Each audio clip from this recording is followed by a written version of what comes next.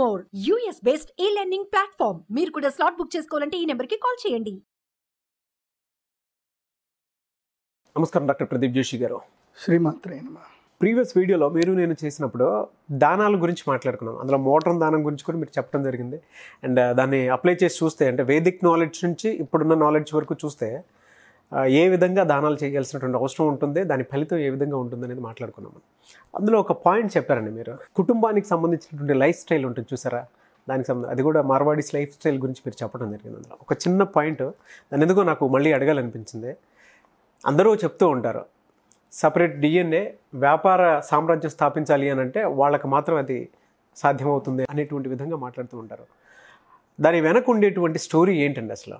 అంటే ఆ way of స్టైల్లోకి వాళ్ళు వెళ్ళడానికి వాళ్ళకి సపరేట్గా ఎటువంటి ప్రిన్సిపల్స్ ఉంటాయి, రూల్స్ అండ్ రెగ్యులేషన్స్ పెట్టుకుని వాళ్ళు ముందుకెళ్తారంటారు? శ్రీ గురుభ్యో నమః. శ్రీమాత్రే నమః. నాకు హెవీ నెట్వర్క్ క్లయింట్స్ ఉంటారు. నాకు HNI క్లయింట్స్ అంటారు, హైలీ ఇన్ఫ్లుయెన్స్డ్ క్లయింట్స్ అందరూ. గుజరాత్కి వెళ్తాను నేను. గుజరాత్, సూరత్, బాంద్రా, ముంబై దగ్గర దీనికి వెళ్తాను. సో బద్లాపూర్లో నా క్లయింట్స్ ఉన్నారు. ముంబై, గుజరాత్, రాజస్థాన్. చాలా నిజంగా చూడడానికి రాజస్థాన్ డిజర్ట్ లాగా ఉంటుంది, కానీ కొన్ని కోట్ల డబ్బు ఉంది అక్కడ.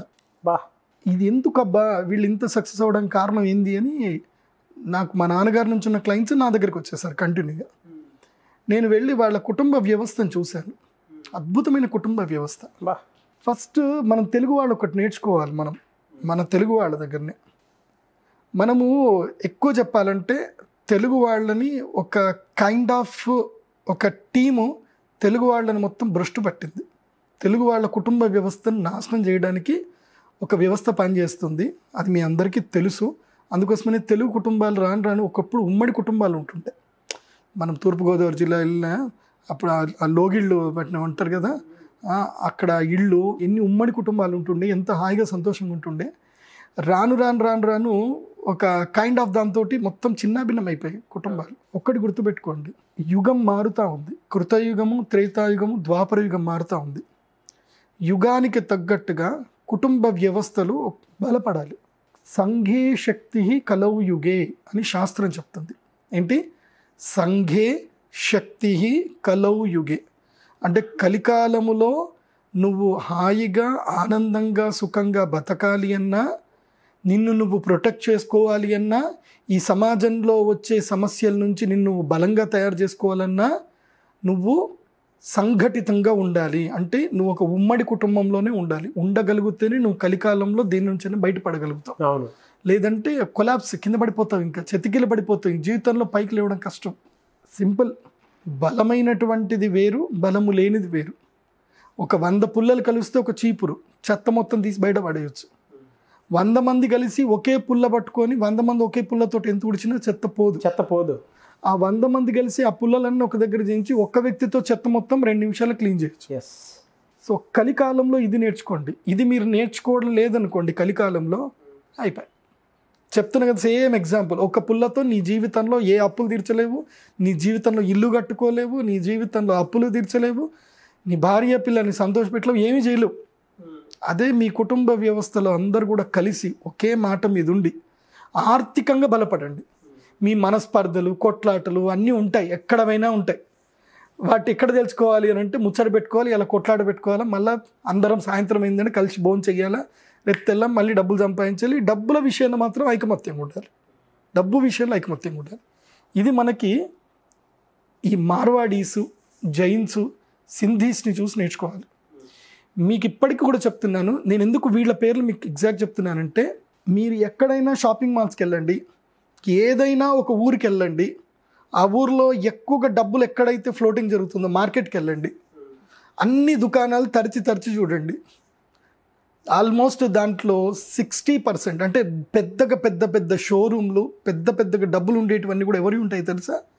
వీళ్ళయే ఉంటాయి. జైన్సు, మార్వాడీసు, తర్వాత సింధీసు, గుజరాతీసు, రాజస్థానీసు, మొత్తం అంటే స్టేబుల్ బిజినెస్లో ఉంటారు వీళ్ళు.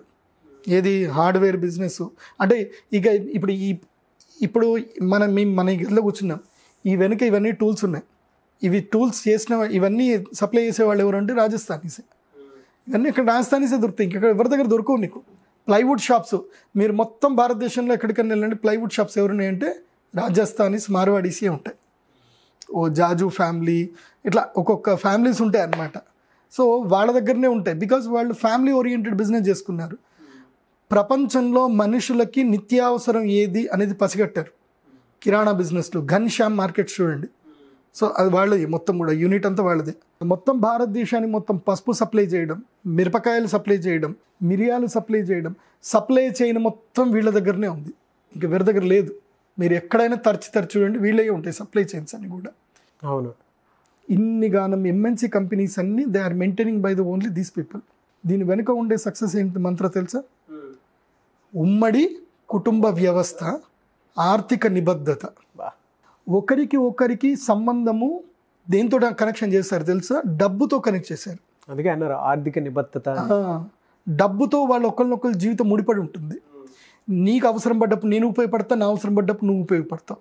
అలా డబ్బుతోటి వాళ్ళ కుటుంబ వ్యవస్థను ముడిపెట్టారు. ఎనర్జీ అని. అందుకోసం వాళ్ళ కుటుంబ వ్యవస్థలు బేసిక్ మొదటి నుంచి ఏం చేస్తారు తెలుసా? గుజరాతీస్ అయినా మార్వాడీస్ అయినా, అంటే కొన్ని ఫ్యామిలీస్, నేను అందరినీ ఏం చెప్పట్లేదు, కొన్ని ఫ్యామిలీస్ నేను చూశాను, ప్రత్యక్షంగా చూసిన ఫ్యామిలీస్ ఉంటారు. వాళ్ళ ఇంట్లో పిల్లవాడు పుట్టగానే ఇంటికి పెద్ద ఒక ఆయన ఉంటారు ఇట్ల బస్సులో. ఆ పిల్లవాడు పుట్టిన దగ్గర నుంచి చక్కగా పెంచుతారు. వాడు ఎప్పుడైతే వాడికి అక్షరాభ్యాసం అయిపోయి స్కూల్కి వెళ్ళడం స్టార్ట్ అయిపోయిందో, ఊహ తిరగడం స్టార్ట్ అయిందో, వాడికి రాయడం అది నేర్పిస్తారు. అక్కడి వరకు వాడికి లెక్కపత్రం ఉండదు. రాయడం స్టార్ట్ కాగానే ఏం చేస్తారు అంటే వాడికి ఆ రోజు నుంచి రాయడం నేర్పిస్తారు. ఏంటి? పద్దులు రాయడం నేర్పిస్తారు. వాడు చిన్నపిల్లాడు దాదాజీ ముझे క్రికెట్ బ్యాట్ చాయి అని అన్నాడు అనుకో, అచ్చా బేటా క్రికెట్ బ్యాట్ చాయి, చలో చలో క్రికెట్ కి బ్యాట్ ఖరీదాతాం, చలో చలో తుమారా బుక్ లేకే జో అంటే వాడు పరిగెత్తుకుంటూ బుక్ తెచ్చుకుంటాడు. వాడు బుక్ తెచ్చుకొని క్యా లిఖనా है दादा? लिखो. कितना है तेरा बैट? कितना है? अरे बैट कितना है? अरे 30 रुपये. चलो लिखो. मैं आज दिन डेट तारीख लिखो అంటాడు. వాడు తారీఖు రాస్తాడు. అక్కడ తారీఖు लिखो, आज टाइम क्या है लिखो అంటాడు. టైం రాస్తాడు వాడు. आज मैंने दादाजी के पास క్రికెట్ బ్యాట్ కే లియే 30 రూపాయలు ఇయ్యా అని చెప్పి రాస్తాడు. అక్కడ వాడి చేతిలోతో రాయిస్తారు వాళ్ళు. దాన్ని వాడు క్రికెట్ బ్యాట్ ఇచ్చేస్తాడు. వాడు ఆ పద్దు బుక్ తెచ్చుకుంటాడు. వాడికి మొత్తం ఆ పద్దు బుక్ వాడికి ఉంటుంది. వాడికి ఏం కావాలంటే వాడు తీసుకొని వస్తాడు అనమాట. దాదాజీకి कुछ पूछना है बोले तो బుక్ పక్కడికి ఆ జాతే. దాదాజీని ఏమైనా అడగాలంటే ఆ బుక్ పట్టుకున్నాయంటే వాడు దాదాజీకి ఇడికేదో కావాలి అని చెప్పి మళ్ళీ ఏది కాదన్నారు. మళ్ళీ ప్రేమగా చూసుకుంటారు. అంటే దాని అవసరం ఏంది, ఏం కథ, క్యూ బేటా ఓ క్యూ చాయే బేటా ఐసా ఉస్కే లియే చాయే, చలో చలో తుమ్కి. ప్రేమగా మాట్లాడతారు. ప్రేమ చాలా బలమైంది వాళ్ళకి. వద్దు అని చెప్పారు. వద్దు అని చెప్పేటప్పుడు కూడా వాళ్ళకి రీజన్ చెప్పి వద్దని చెప్తారు. ఏదైనా వద్దు చెప్పాలంటే అది చెప్పాలి కంపల్సరీ. పిల్లలకి ప్రేమ చేయడము ముఖ్యము, రియలైజ్ చేయడం కూడా ముఖ్యం. అలా చిన్నప్పటి నుంచి బాండింగ్ అనేది పెంచుతారు. అన్నదమ్ములు ఇద్దరు కొట్లాడుకున్నారు అనుకోండి, వాళ్ళిద్దరిని ఇమీడియట్లీ కౌగులించుకోమని చెప్తారు. వాళ్ళ ముందు వీళ్ళని తిట్టారనమాట. వాళ్ళకి అర్థమయ్యేటట్టు చెప్తారు. అరే బేటా తుమ్ దోనో झगड़ा करे तो कैसे बेटा, ऐसा नहीं करना का, बाहर लोगों से झगड़ा करने का, अंदर नहीं झगड़ा करने का, బయటోడితో కొట్లాడబెట్టుకో, లోపల కొట్లాడబెట్టద్దు అని చెప్తారనమాట. చాలా లాజిక్స్ నేర్పిస్తారు వాళ్ళ కుటుంబంలో. ఇవన్నీ ఎక్కడ జరుగుతాయి తెలుసా? వాళ్ళు ప్రతి నెల ప్రతి వారము వాళ్ళు మాలాంటి పండితుల్ని పిలిచి సత్సంగం పెట్టుకుంటారు. వాళ్ళు మేమన్నీ కథలు చెప్తాం, భాగవతం చెప్తూ, ధర్మశాస్త్రాలు చెప్తూ ఇవన్నీ చెప్తూ ఉంటాం. ఇవి నోట్స్ రాసుకుంటారు. వాళ్ళు కంపల్సరీ నోట్స్ రాసుకుంటారు. భాగవతం కంపల్సరీ ఎవ్రీ మంత్ ఒక సత్సంగం పెట్టుకుంటారు వాళ్ళు. మీరు గుజరాత్లో ఎక్కడికి వెళ్ళినా సరే భజన్లు, సత్సంగులు పెట్టుకుంటారు. సో ఇవన్నీ కూడా పిల్లలకి ప్రిన్సిపల్స్ నేర్చుకుంటూ వస్తారు. మెయిన్ ధర్మము, బొట్టు పెట్టుకోవడము, కలిసి ఉండడము, వ్యాపార ధర్మం నేర్పియడము. కరెక్ట్గా వాడు 7వ తరగతి అయిపోయింది అని అంటే, మన దాంట్లో 7వ తరగతి అయిపోతే మనం ఏం చేస్తామంటే వాడు సినిమాలకు పోతానో యాడికి పోతానో వదిలేస్తాం. వాళ్ళ దాంట్లో అట్లుండదు. వాడు 7th క్లాస్ అయిపోయింది అని అంటే ప్రతి సండే హోంవర్క్లు అయిపోయిన తర్వాత లేదన్నా సండే రాగానే దుకాణానికి వెళ్ళమంటారు. ఎందుకోసం అంటే వ్యాపారం నడిచే సండే రోజు నడుస్తుంది ఎక్కువ వ్యాపారం. కాబట్టి సండే రోజు వీడి దుకాణంలో వీళ్ళు కూర్చోవాలి. కూర్చొని ఏం చేయాలి? సామాను మొత్తం సర్దాలి. అక్కడికించే బేసిక్స్ నేర్పిస్తారు. వ్యాపారం యొక్క బేసిక్స్ని నేర్పిస్తారు. లెక్క పద్ధతులు నేర్పిస్తారు, చిట్టా పద్ధతులు నేర్పిస్తారు. అన్నీ నేర్పించేసి వాడికి 12th స్టాండర్డ్ రాగానే వాడి బుక్ మొత్తం ఉంటుంది. వాడికి జీవితంలో ఎంత ఖర్చు పెట్టామని రోజు క్యాలిక్యులేషన్ ఉంటుంది. ఆజ్ తక్ కిత్నా ఖర్చు అని మళ్ళీ ఇవాళ తెలిసిపోతుంది. ఇవాళ రూట్ లెవెల్ నుంచి వాడు 5వ సంవత్సరం నుంచి, అంటే వాడు అక్షరాలు రాయడం స్టార్ట్ చేసినప్పటి నుంచి వాడికి 25 సంవత్సరాలు వచ్చేంత వరకు వాడి మీద వీళ్ళు ఎంత ఖర్చు పెట్టారో లెక్క ఆ రోజుటికి టోటల్గా దాన్ని ఏమంటారు క్లోజింగ్ బ్యాలెన్స్ రెడీ ఉంటుంది అనమాట. అంటే 10 లక్షలు ఖర్చు అయిందా 20 లక్షలు ఖర్చు అయిందా మొత్తం ఉంటుంది closing balance, with surplus closing balance ఉంటుంది. సో అందుకోసమే మార్వాడీస్ ధనలక్ష్మి పూజ అప్పుడు అందరికీ చిట్టాపద్దుల బుక్కులు ఇస్తారు, అకౌంట్ బుక్కులు. మేము స్వస్తికేసి రాసిస్తాం అందరికీ. ఎవడి అకౌంట్ బుక్లు వాడికే ఉంటాయి. రోజు భార్యకి ఎంత కోసం ఖర్చు పెట్టారా, తినడానికి ఏం ఖర్చు పెట్టారా, ఖర్చు తప్పకుండా రాస్తారు, సంపాదన రాస్తారు, ఖర్చు రాస్తారు, రోజు రోజు అనాలిసిస్ చేస్తారు. Financial analysis is most important day and day. ఇది చేసుకుంటారు. తర్వాత వీళ్ళ దగ్గర ఎన్ని డబ్బులు అయితే కుదిరినాయో ఇవన్నీ డబ్బులు కలిపి కుటుంబ పెద్ద దగ్గర పెట్టేస్తారు. మళ్ళీ కుటుంబ పెద్ద దగ్గర పెడతారు. ఎప్పటికీ నెలకొకసారి వీళ్ళు కూర్చుంటారు, నెలకొకసారి కూర్చొని క్వార్టర్లీ లేదా మంత్లీ లేదా ఇయర్లీ వన్స్ ఎంత సంపాదించాం ఏం కథ, వాళ్ళకి కుటుంబానికి వాళ్ళ కోరికలకు సంబంధించి వాళ్ళు ఏమేమి ఖర్చులు పెట్టుకున్నారు ఇవన్నీ పక్కన చెప్పాలి. మరి కుటుంబ పెద్దకు మాత్రం చెప్తారు. అన్నీ చెప్పి దాదాజీ ఇतना ఖర్చు కియా, ఇतना మిల్ గయా, క్యా కర్నా హై, చలో ఎవరెవరు డబ్బులు అందరు డబ్బులు తీసుకొని లెక్క రాసుకుంటారు. వీళ్ళ దగ్గర పద్దులు రాసుకుంటారు. అంటే ఇప్పుడు నాగరాజు దగ్గర ఎన్ని డబ్బులు ఉన్నాయి, నాగరాజు ఈ సంవత్సరం అంతా సంపాదించిన దాంట్లో 20 లక్షలు కాపాడాడు. సో నాగరాజు తమ్ముడు ఉన్నాడు కన్నయ్య అని వాడి పేరు, వాడు 30 లక్షలు సంపాదించాడు వాడి వ్యాపారంలో. వాడికి ఏదో స్పైసెస్ బిజినెస్ ఉంది, 30 లక్షలు సంపాదించాడు, 30 లక్షలు తీసుకున్నాడు. వీటన్నిటిని రాస్తారు.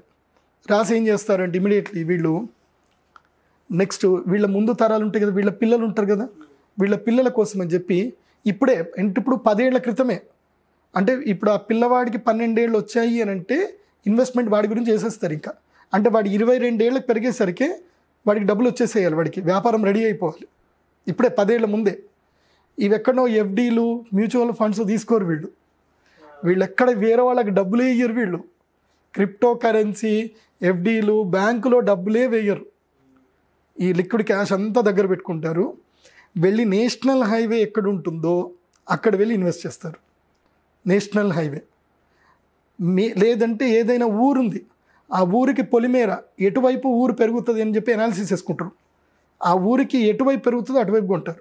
మెయిన్ క్యాపిటల్ సిటీకి ఎటువైపు వెళ్తుందో అటువైపు ల్యాండ్ కొనిస్తారు. ఎక్కడైనా రోడ్డు పక్కనే కొంటారు, ఇంకెక్కడ కొనరు వీళ్ళు. రోడ్డు పక్కన నువ్వు సొంతంగా ఇప్పుడు ఉదాహరణకి నాగరాజు దగ్గర 20 లక్షలు మాత్రమే ఉన్నాయి. నువ్వు సొంతగా 20 లక్షలు పెట్టి రోడ్డు పక్కన 1 ఎకరం కొనగలుగుతావా? Commercial bit కొనలేవు. కానీ నాగరాజుకి 4 అన్నయ్యలు ఉన్నారు, కొనగలుగుతారు. తర్వాత నాగరాజు వాళ్ళ నాన్నకి 5 అన్నదమ్ములు, అందరూ ఒకే దగ్గర ఉన్నారు. ఇప్పుడు అందరి దగ్గర 20, 30, 10, 5 వచ్చాయి. అందరూ ఒక దగ్గర డబ్బులు వేసారు.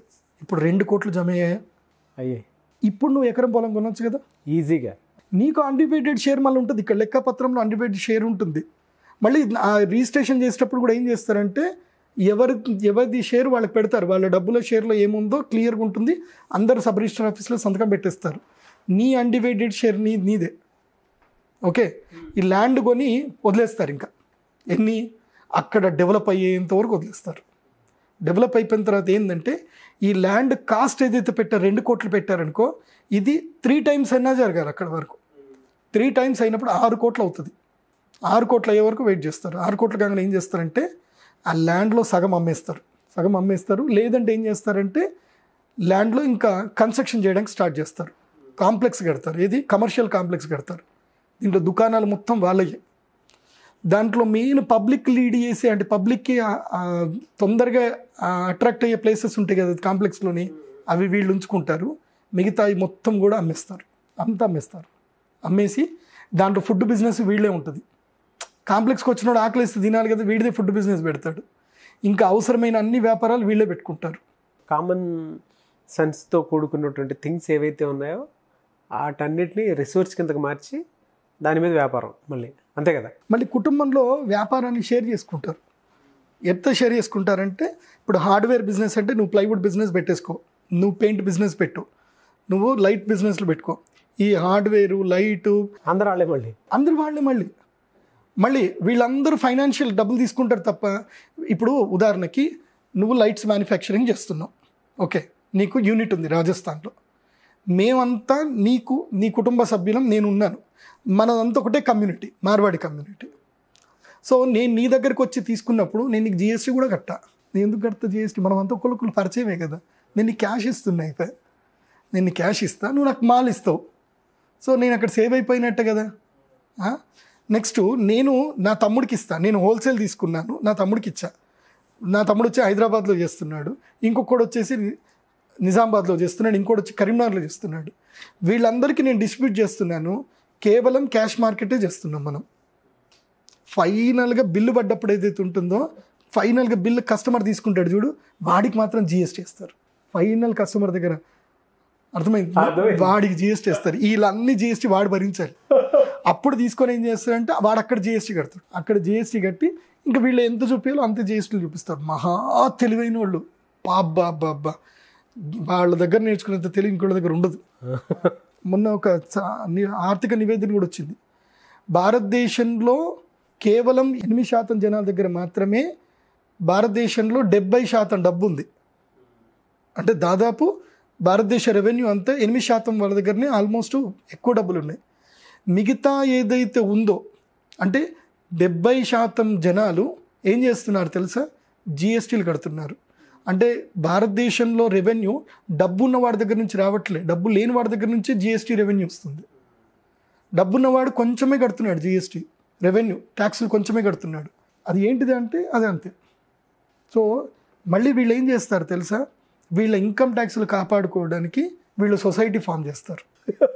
మళ్ళీ వీళ్ళు ఇన్కమ్ ట్యాక్స్ కట్టాలి కదా, ఎట్టి పరిస్థితుల్లో ఉంటుంది, ఇన్కమ్ ట్యాక్స్ కట్టాలి, చేయాలి, బ్యాంకులో లోన్లు తీసుకోవాలని చేసుకోవాలి కాబట్టి ఇన్కమ్ చూపించుకుంటారు, ఇన్కమ్ ట్యాక్స్ కూడా కడతారు. కానీ ఇన్కమ్ ట్యాక్స్ సేవింగ్ చేసుకోవడానికి ఈ కుటుంబ సభ్యులు అందరు కలిసి ఒక సొసైటీ ఫామ్ చేస్తారు. మళ్ళీ ఏటీజీ అనేది ఒక సెక్షన్ ఉంటుంది, ఇది ట్రస్ట్లకు కానీ వాటికి కానీ కొన్ని ఎగ్జంప్షన్స్ ఉంటాయి.